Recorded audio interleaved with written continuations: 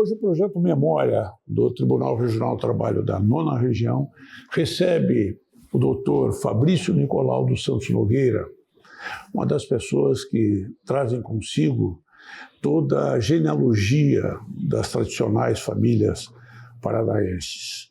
Doutor Fabrício é um dos juízes mais antigos do nosso tribunal e tem uma grande experiência para nos contar. Muito boa tarde, doutor Fabrício. Boa tarde, doutor Hernando. Muito obrigado. Câmeras e microfones à sua disposição. Obrigado pelo elogio, pela recepção, pela oportunidade de estar aqui falando sobre a história, a minha história, pelo menos na parte que eu conheço do Justiça do Trabalho, no período que aqui estou há quase 40 anos. Não é? Eu comecei como estagiário no escritório, então, composto pelo José Lúcio Glombi. Só um momentinho.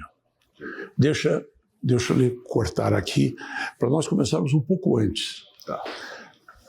O senhor estudou aonde? Eu estudei no Colégio Santa Maria. O Colégio Santa Maria foi por positivo. No positivo, entrei na PUC, onde eu me formei em Direito. Em que ano? 1988.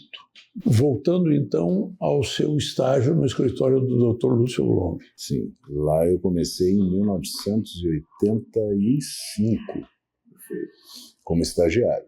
No terceiro ano? Terceiro ano, éramos estagiários lá. Eu, Torcélio Valdraff, doutora Sandra Calabrese e o doutor Edson Flight. Né? Para a magistratura, o Célio foi antes, depois eu passei no concurso. E com a formatura, o Célio e a Sandra acabaram se formando antes. O Célio foi para Foz do Iguaçu, né, porque na época o escritório era composto pelo Lúcio Glombi e pelo Roland Asson, eram sócios, e eles tinham lá uma ação muito grande, com muitos trabalhadores, 6, 8 mil trabalhadores da Unicom, que era a União das Construtoras, que construiu Itaipu. Né? O consórcio. O consórcio. Então nós estivemos lá e estando lá não existia Justiça do Trabalho. Né? Lá era feito tudo na Justiça Comum. Nós fundamos lá Sindicato dos Bancários, Sindicato dos Comerciários, Sindicato dos Empregados em Hotel e Hospitalidade e outras coisas mais. E o doutor Célio Valdraff, formado, foi para Foz do Iguaçu atender essa demanda que nós tínhamos lá e tal. E aí eu continuei no escritório. Aí o Célio deixou o escritório de Foz do Iguaçu, foi para a Alemanha, ficou na Alemanha acho que 1 ou 2 anos, e eu não terminei a faculdade no tempo suficiente, né? Faltava um tempo para me formar e eu não pude dar sequência em Foz do Iguaçu e fiquei aqui em Curitiba mesmo. E nesse meio tempo o Lúcio separou do Roland, eu permaneci com o Lúcio, me tornei sócio do Lúcio Glombi, e ali fiquei até resolver fazer concurso. Teve um dia que, por algum motivo, o senhor desistiu da advocacia. Desisti. Então, eu tinha 27 anos. E na advocacia você não tem a certeza do recebimento, né? Quando o Lúcio se separou do Roland, o Roland atendia muito mais empresas do que o Lúcio. A nossa advocacia com o Lúcio era mais de empregados, né? Então, para manter um escritório de advocacia, você precisa de renda destas empresas e investimento nas ações de empregado, né? Então, nós perdemos essa renda que o Roland levou quando saiu. Claro, tínhamos lá algumas empresas, mas não muitas. E as coisas começaram a ficar difíceis, né? Financeiramente falando. Embora tivéssemos muitos processos, era difícil a colheita. Nós só estávamos plantando ainda. Receber honorários era uma dificuldade. Era porque demorava um pouco. E nessa época eu já estava casado, já tinha 2 filhos, então eu tinha uma certa... O Lúcio também, né? Mas o Lúcio já tinha um patrimônio, porque aquela ação que eu falei que nós tínhamos no Foz do Iguaçu rendeu muitos frutos para o Lúcio e tal. Então ele tinha patrimônio, tinha dinheiro. E eu tinha essa dificuldade. O outro sócio era o Edson Flight, que era solteiro, não precisava de nada, morava na casa da tia. Né? Então as coisas eram mais fáceis. Aí eu fui no médico. E eu tenho um problema de dislipidemia, uma coisa assim. Meu colesterol era lá em cima, novo ainda, né? e tal. Eu falei, gente, eu vou morrer e meus filhos vão ficar como e tal. Eu falei, eu não sei fazer outra coisa da vida que não seja direito de trabalho, porque eu comecei, eu fiz um estágio muito breve, de 6 meses no DR, né, trabalhando lá na assessoria jurídica, e logo em seguida eu fui para o Glomb e lá fiquei, né? Então eu só conhecia direito de trabalho, praticamente. Eu falei, eu só tenho uma alternativa aqui, né? Fazer concurso para juiz de trabalho.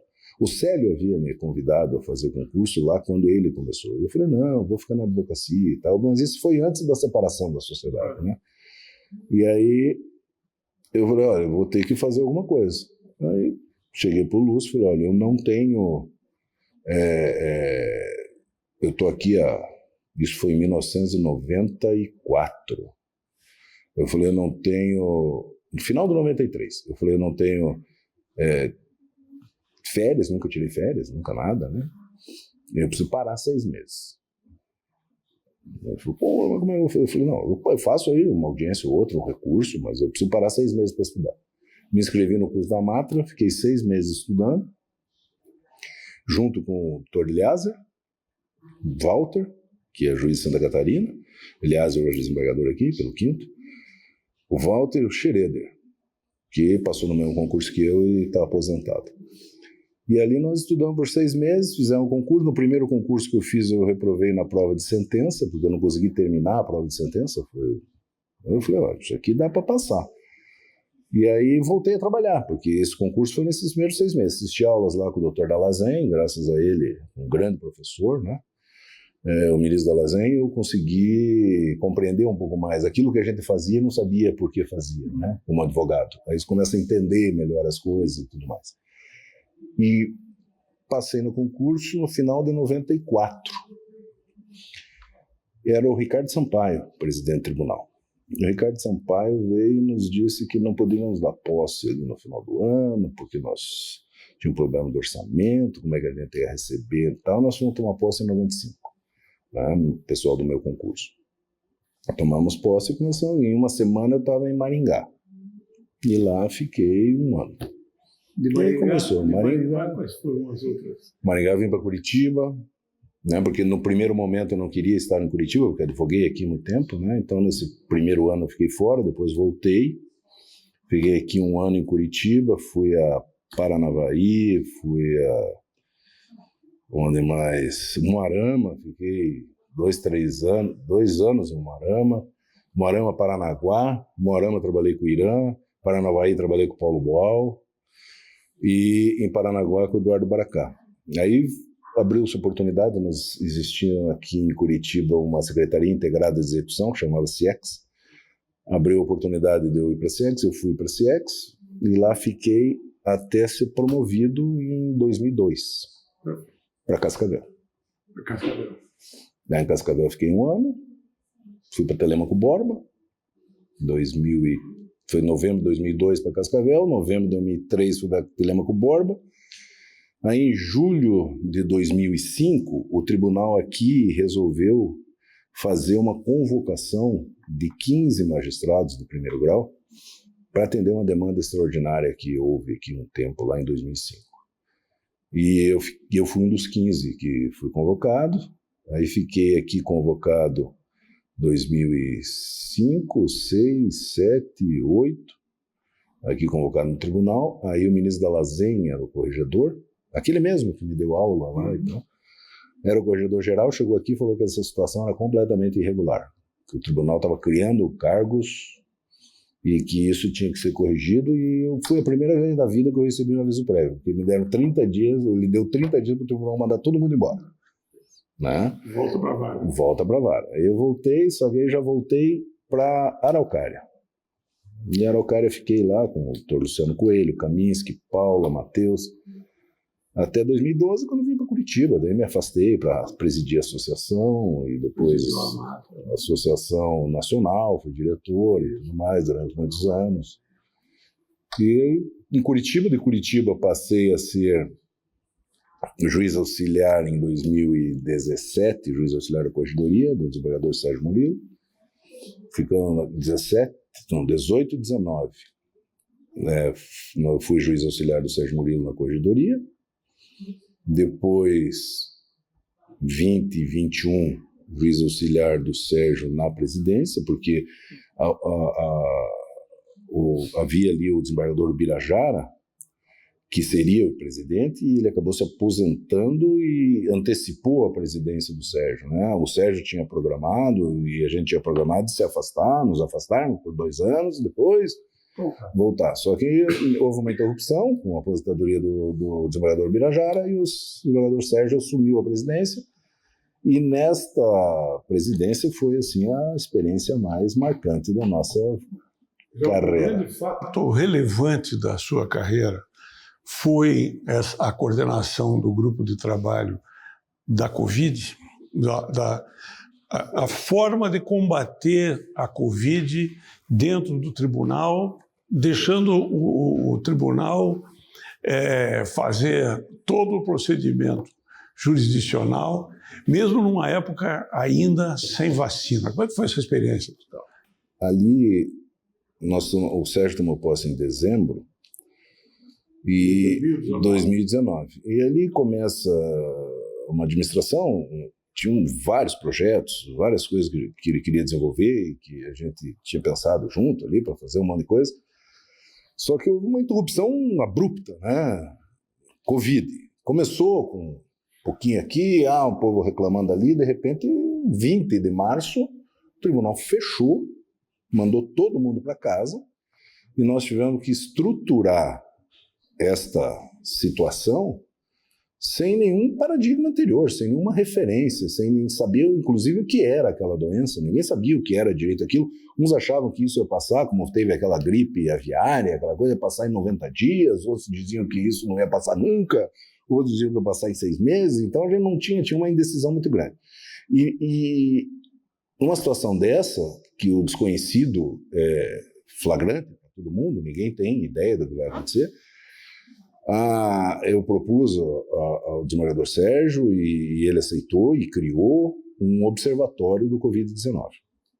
Esse observatório era composto pela advocacia, né, pela OAB, pela Associação dos Advogados Trabalhistas, pela AMATRA, pelo Sinjutra e pelas diretorias do tribunal, né? Então tinha o setor médico, evidentemente, tinha lá a Secretaria-Geral da Presidência, a Secretaria-Geral Judiciária, a Direção-Geral, tinha o diretor do furo de Curitiba, que é o maior furo do estado, né?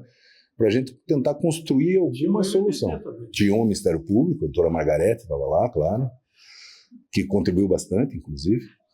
E a partir dali nós começamos a criar assim, paralelamente a isso, a administração começou a distribuir, através da informática e da direção-geral, os equipamentos necessários, porque foi autorizado que as pessoas viessem buscar seus equipamentos. Quer dizer, nós transferimos o tribunal para a casa das pessoas, para a casa dos servidores e dos magistrados. Foi isso que aconteceu, né? Porque não tinha outra alternativa, né, para continuar funcionando, né?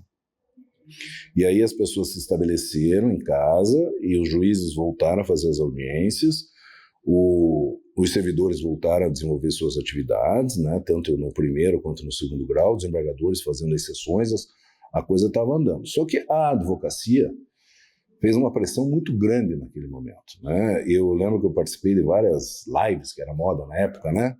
Várias lives e discussões sobre audiência por videoconferência. Essa audiência por videoconferência é que é importante a gente deixar muito claro isso, que o nosso tribunal, especialmente, conseguiu se estruturar e superar mais rapidamente que outros tribunais do trabalho, e com certeza da Justiça Federal e da Justiça Estadual, porque aqui no nosso tribunal já existia um sistema de gravação de audiência. Então, com esse sistema de gravação de audiência, nós já tínhamos câmeras em todos os locais, nós já tínhamos a experiência, tínhamos o know-how de como fazer, né? Porque nós tínhamos lá o desembargador Eduardo Baracá começou lá atrás com o Fidelis, que era a gravação das audiências, e isso veio se aperfeiçoando, até o tribunal ganhou o Prêmio Novare por conta disso, e nós viemos evoluindo de uma forma tal que as nossas secretarias de vara e os juízes e servidores estavam todos preparados para esse tipo de audiência. Então nós conseguimos, a estrutura que nós tínhamos, nós conseguimos rapidamente se reerguer e começar a fazer as audiências, coisa que o Tribunal de Justiça demorou 3 anos, 2 anos e meio para conseguir fazer, né? E aí nós começamos a discutir com a advocacia essa nova modalidade, porque aquilo que era a exceção da exceção passou a ser a regra. Audiência por vídeo, ninguém podia se encontrar, ninguém podia, né, se cumprimentar, né, isolamento total, aquela coisa toda. E a advocacia insistindo. E aí nós começamos a trabalhar, por determinação do presidente, né, doutor Sérgio, começamos a trabalhar num plano de retorno, né? Esse plano de retorno, o setor médico foi fundamental, a advocacia, o Ministério Público, né, para poder estruturar uma forma de como voltar. Então nós começamos a discutir que tipo de máscara que existia. Uns queriam aquele face shield, outros queriam que pusessem uma cabine em volta de não sei de quem, outros queriam... Aí nós começamos a construir uns modelos, assim, tinha alguma coisa em alguns outros tribunais, alguma coisa que tinha fora do Brasil, criamos um modelo nosso, né? Aí chegou mais ou menos essa época, assim, setembro, e tinha uma grande dificuldade também nisso tudo, né? Você não conseguia comprar as coisas. Você não conseguia comprar máscara, você não conseguia comprar álcool gel, você não conseguia comprar luva, você não conseguia comprar nada, porque tudo se esgotou, né? Então a gente planejava, mas não conseguia executar, porque aí participa da licitação e pede o preço lá em cima e o orçamento lá embaixo, aquelas dificuldades sempre. Mas chegou em setembro, nós já tínhamos o plano pronto. Apresentamos ao presidente, o presidente aprovou o plano e nós montamos uma sala de audiência de teste. Montamos uma sala de audiência, como vai ser assim, chamamos todo esse pessoal do... Aí tinha que ser presencial, não tinha outro jeito, né? Chamamos o pessoal do observatório, todo mundo olhou a sala de audiência montada. Então, até hoje a minha sala de audiência é do mesmo jeito, aqueles acrílicos, aquela coisa e tal, álcool gel aqui, álcool gel ali, álcool gel lá e tal, tudo montadinho. E em 5 de outubro, o presidente autorizou a fase 1 do plano, que era o retorno das audiências presenciais com restrição. Então nós tivemos que pegar a medição do fórum, porque isso era uma outra medida que também existia o submercado, não sei se você lembra, mas assim, você tinha tantas pessoas que podiam entrar no mercado, por quê? Porque o mercado tinha tantos metros quadrados, e as pessoas tinham tantas por ficar por metro quadrado. Tinha uma limitação. Então nós tivemos que fazer a medição, claro que a engenharia já tinha isso, mas fazer um levantamento de qual a metragem de cada fórum, descontar o que era não utilizável para poder limitar o número de pessoas, que pudessem entrar lá, criar um controle disso, que eram umas fichas que eram entregues na entrada, porque acabou a ficha, acabou as pessoas lá dentro, não podia entrar mais. Então, é um mundo assim que era impossível de se imaginar, né?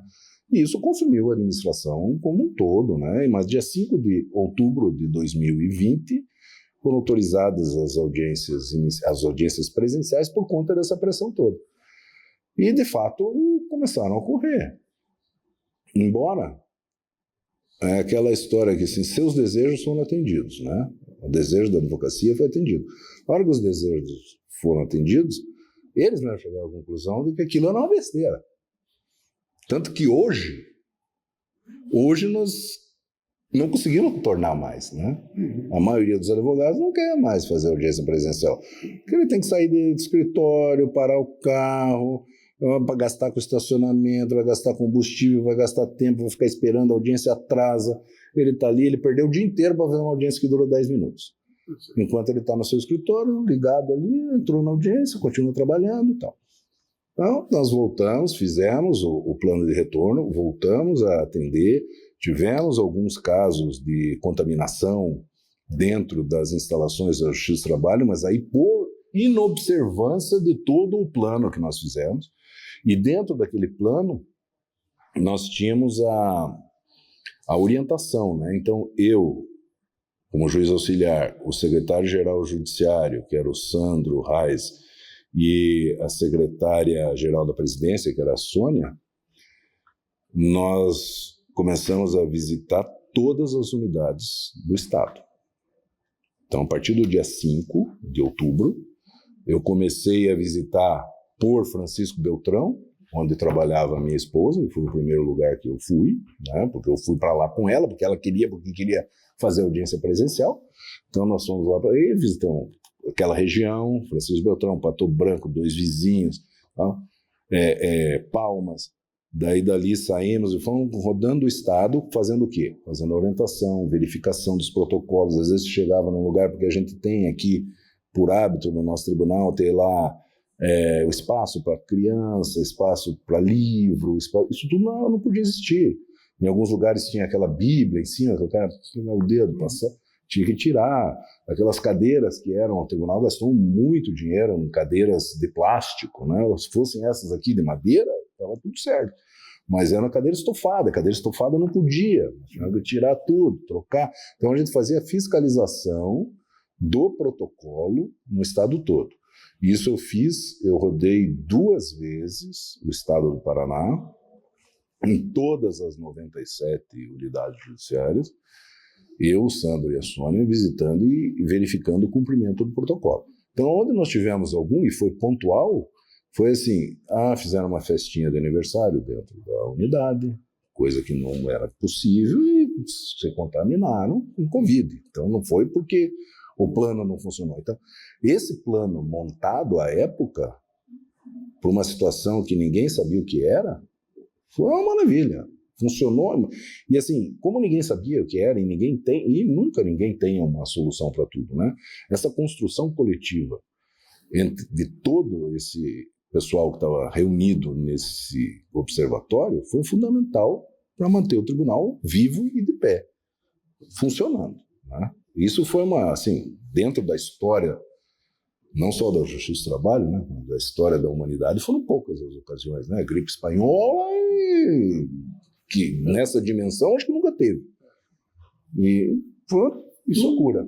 Isso é um patrimônio que o tribunal angariou, e os procedimentos todos, a partir de então, se sofisticaram, melhoraram, se cristalizaram. Sim. Muita coisa, né? Hoje funciona melhor do que Funciona melhor, porque você consegue. Assim, um dos projetos que nós tínhamos na corregedoria era que os juízes pudessem fazer audiência à distância. De manhã, o cara podia fazer audiência em Paranaguá e de tarde em Foz do Iguaçu. Então, nós criaríamos alguma estrutura, né? Que no final não deu tempo de fazer porque nós ficamos presos nos painéis e tal, mas não deu tempo de desenvolver essa parte. Mas era um projeto de que você tivesse juízes substitutos, volantes, que a gente chama aqui, né? Que são aqueles que não têm fixação em unidade nenhuma, disponíveis para atender qualquer situação em qualquer lugar do estado, a qualquer momento. Então ele poderia fazer audiência de manhã em Foz do Iguaçu e de tarde em Paranaguá, né? Então não teria problema nenhum. Isso era antes da Covid. Com a Covid, isso se mostrasse para alguém isso antes da Covid, o povo ia dizer que você era louco. Depois da Covid, pô, mas que achava. Trocinho simples, audiência por vídeo, né? Tá aí. Então essa questão da cultura, por exemplo, do uso da tecnologia, né, das audiências, aquilo que a gente já tinha e era subutilizado, né, passou a ter um outro nível de utilização, né? Você começa a desenvolver uma sofisticação maior no tipo de gravação, a forma de gravação, a forma de se portar em audiência, né? Nas primeiras audiências a coisa foi meio confusa, depois as pessoas começam a entender. Hoje ainda há alguma dificuldade, mas os juízes já conseguiram estabelecer regras, né? E o CNJ traz muita regra sobre isso, né? Sobre as audiências por vídeo. Essa foi uma experiência assim fantástica, que culminou no final da administração do desembargador Sérgio com a criação do Núcleo de Justiça 4.0, que só foi possível por conta dessa tecnologia e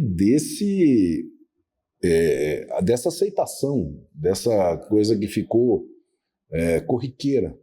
Desse enquadramento do tribunal nesta linha.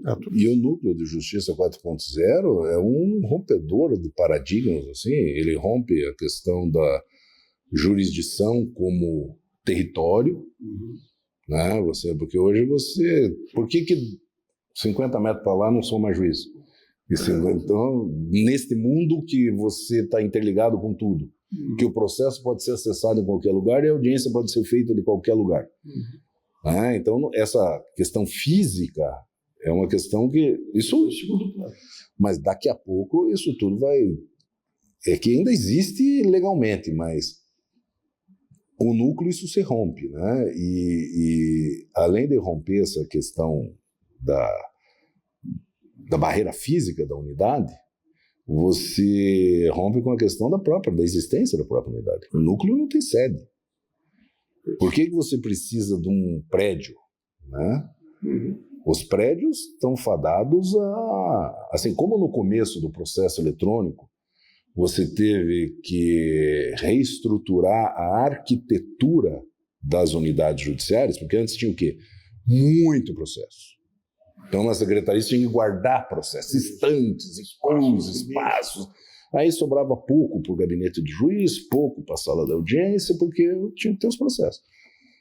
Quando eu fui diretor do foro aqui em Curitiba, na presidência do desembargador Arnor, eu propus uma reforma, e foi aprovada, e houve a reforma, de que a gente ia aumentar, né? Eu falei, olha, cada vez os processos têm mais partes, né?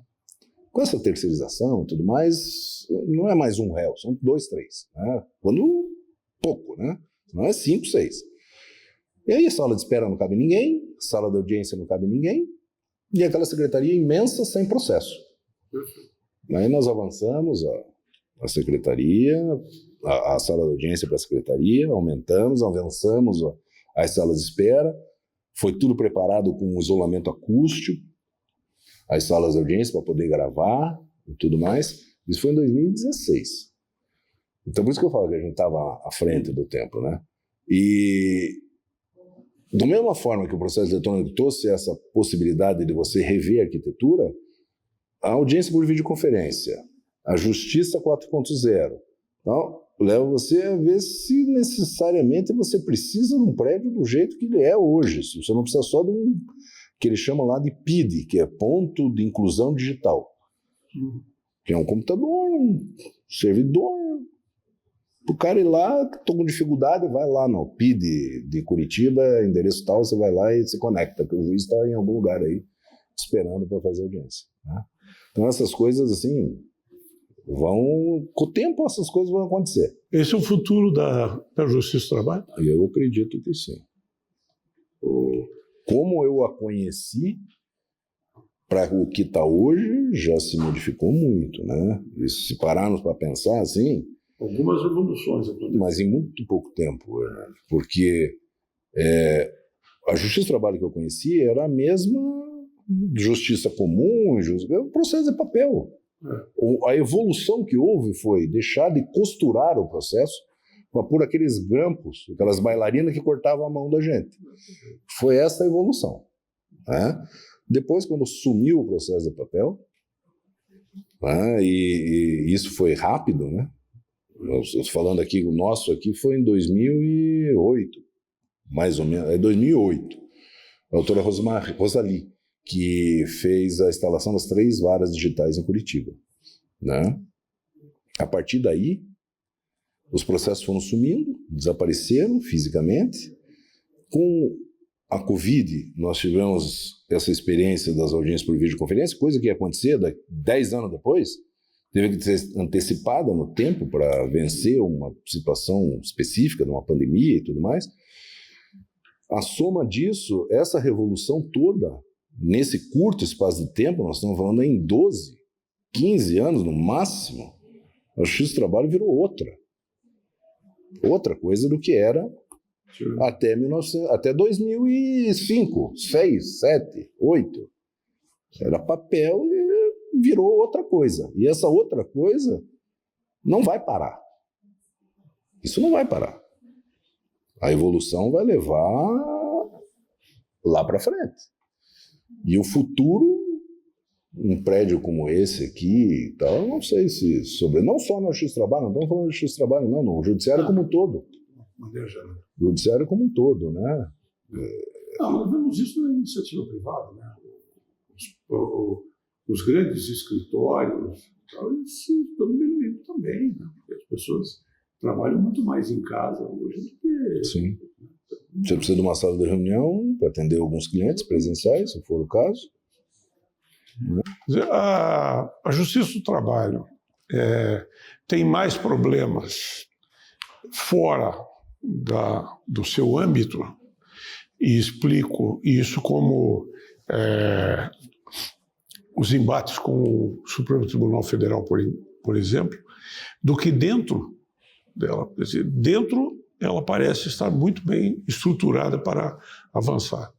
Agora, fora, ela tem sofrido alguns reveses bastante importantes, né? Como é que o senhor vê essa situação? Historicamente, né? Assim, não é de hoje. Eu estou na Justiça do Trabalho, como eu disse, há quase 40 anos, e a gente já viu de tudo, né? Graças a Deus, até hoje nada vingou.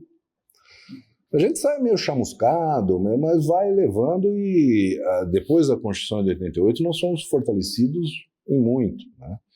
Mas sempre tem gente que não está satisfeita.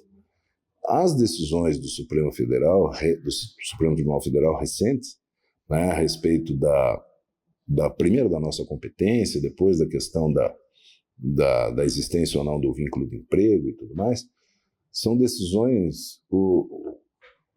O advogado Marinoni esteve aqui falando, Luiz Guilherme Marinoni falou muito bem, porque o Supremo Tribunal Federal está num conflito com ele mesmo, né, em alguns momentos.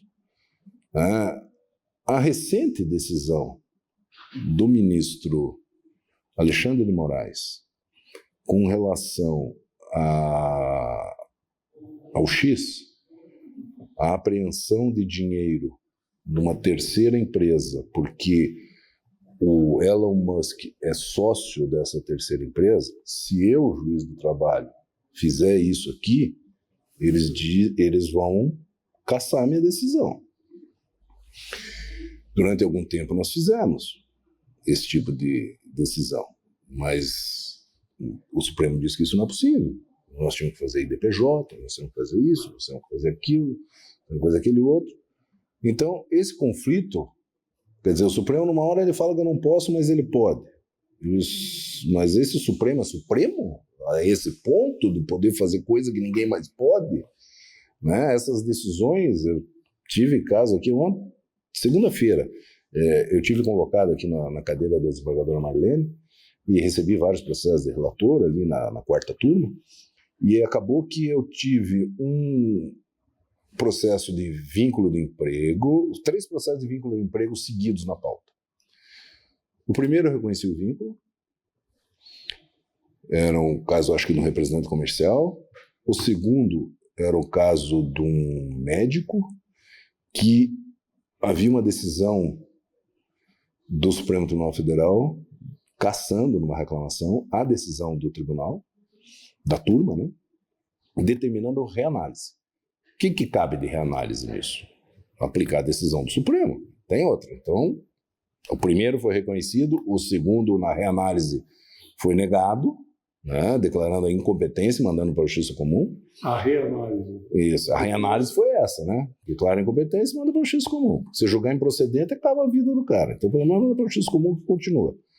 E o outro foi outro vínculo reconhecido. Aí nesse o advogado estava sustentando. Aí o advogado falou, olha, eu quero que julgue aquele. O senhor acabou de julgar. Eu falei, mas aquilo foi o Supremo.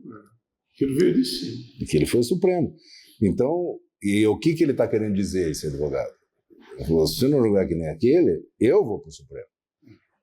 Mas há muitos casos desses, né? Eu conversando esses dias com o Roland Rasson, por acaso, falávamos sobre isso, sobre a importância hoje, a jurisprudência do tribunal depende do Supremo, depende da composição. Né? Mudou a composição, muda o entendimento. Quer dizer, há uma hermenêutica que ela vai navegando aí de acordo com a maré. Infelizmente é isso mesmo.